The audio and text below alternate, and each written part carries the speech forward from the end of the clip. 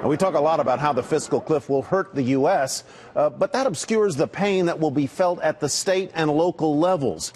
Our senior economics reporter, Steve Leisman, has been doing the math about who falls the hardest if we do go over the cliff. Steve? Yeah, and Tyler, if you think about it, it's designed so that there's a lot of pain, the idea of the fiscal cliff, the sequestration, the automatic cuts, to bring people to the table. So we wanted to know who feels what. What we've done here with the help of technology by a company called Diver, Lumisys, using their Diver technology, we dove in to take a look at where the federal spending is highest.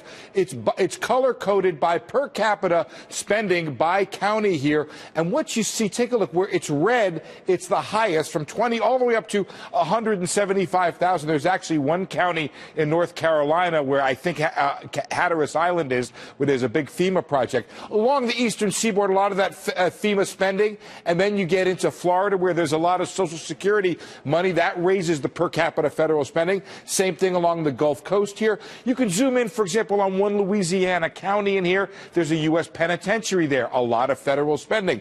Up through here, farm subsidies, drought relief, all kinds of things out in Arizona, retirees and other, all the way up there in the state of Washington. I understand we've got somebody coming on from that state, a big naval base out there. That's going to show up big and make it red. Let's take a look now at what the Pew Center on the States did. They divided it up and said, what federal spending is a percent of state GDP? Not surprisingly, Maryland, Virginia, and the District of Columbia comes up the highest, fairly evenly split between the defense and non-defense cuts. But you can see Hawaii, 16%. The bulk of that is defense spending. You come down here to, for example, Alabama, where there's a lot of defense spending as well. Colorado and Georgia would round out the top 10 list. Another way to look at the impact of federal cuts is not just spending, but what about jobs? Some surprising states show up. Well, Texas is a red state, but they have a lot of federal jobs as a percentage of total employment. So does California. Is it because of sometimes it's military, sometimes it's just that they're big states and there happen to be a lot of federal jobs there.